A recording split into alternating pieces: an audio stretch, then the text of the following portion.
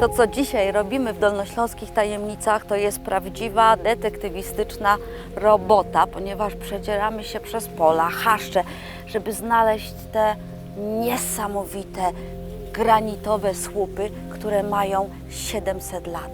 Wyznaczają jedyną na świecie granicę, która nazywana jest granicą Świętego Jana.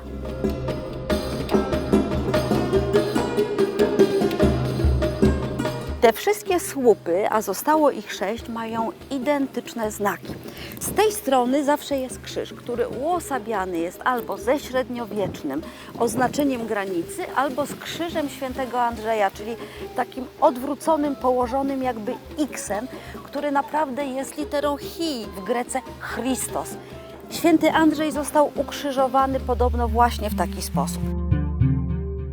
Z tej strony natomiast skrót od Termini Sancti Johannis, czyli granica Świętego Jana, i wzdłuż tego boku ta granica właśnie biegła. Natomiast tutaj widać pastorał, czyli symbol władzy biskupiej.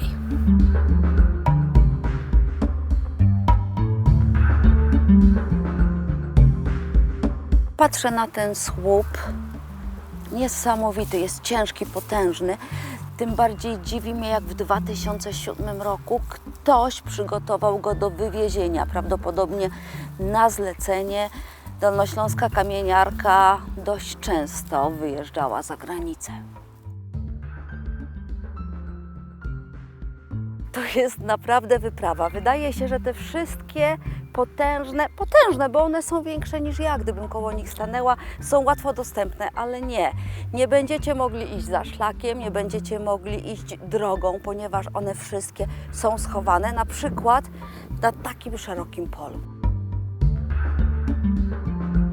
Ich by nie było, gdyby nie wojna między panem a plebanem, bo wójt wtedy jeszcze nie miał nic do powiedzenia, jest XII wiek. Ta cała historia zaczyna się, kiedy Bolesław I Wysoki, nazywany również przystojnym, żeni się po raz drugi i syn z pierwszego małżeństwa, książę Jarosław, czuje się trochę zazdrosny i troszkę zagrożony, ponieważ macocha chce, żeby całość władzy przeszła na jej synów. Dlatego Jarosław dogaduje się z młodszym bratem Bolesława, z Mieszkiem Plątonogim. Wzniecają bunt, w wyniku którego dzielą się. Jeden dostaje księstwo opolskie, drugi dostaje raciborskie, a książę Jarosław w 1198 roku i tak zostaje 10. biskupem wrocławskim. I wtedy ze skrawka swojego księstwa nadaje po wsze czasy fragment ziemi nyskiej biskupom wrocławskim. Czyli tak troszeczkę sobie i swoim kolegom.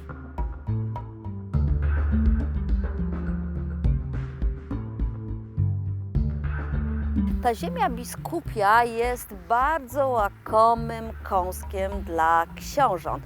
Dlatego nie trzeba długo czekać, żeby doszło do pierwszego, do tego bardzo poważnego konfliktu. Oczywiście o co chodzi? O władzę i o pieniądze. 100 lat później, koniec XIII wieku, książę Henryk Probus marzy o polskiej koronie. A żeby ją zdobyć, potrzebuje przede wszystkim nieograniczonych środków finansowych, więc coraz chętniej sięga do kościelnej kasy, w końcu wpadając w potężny konflikt z biskupem wrocławskim Tomaszem. A że obydwaj panowie są zarówno młodzi, jak i mają gorące głowy, bardzo szybko dochodzi do wojny. Na początku to jest walka na argumenty. Książę Probus ma żal do biskupa Tomasza, że niegdyś pozakładał kościelne wioski na terenach książęcych. Biskup ma z kolei żal do księcia, że nie daje mu takich przywilejów, jakie mają inne części Śląska. W końcu dochodzi do coraz gwałtowniejszych scen. Henryk Probus wkracza do Nysy, organizuje tam potężny turniej i Tomaszowi nie zostaje nic innego, jak użyć ostatecznego argumentu w tej rozgrywce. Rzuca na Probusa klątwę. Probus jest człowiekiem bardzo młodym i bardzo porywczym, więc ta klątwa nie robi na nim wielkiego wrażenia, ale pewnego dnia dochodzi do prawdziwego przełomu. Nieoczekiwanie biskup postanawia się poddać, Probus go przeprasza, długo samotnie rozmawiają w Raciborzu w tamtejszym kościele. Nikt nie wie o czym. Najdziwniejsza rzecz staje się jednak w 1290 roku, kiedy Henryk Probus, nigdy nie doczekawszy korony, został przed śmiercią oszukany, być może otruty, ale zapisuje ziemię nyską biskupom i tworzy z niej księstwo biskupie. Wkrótce powstaną jego granice, które będą wyznaczać te potężne granitowe słupy.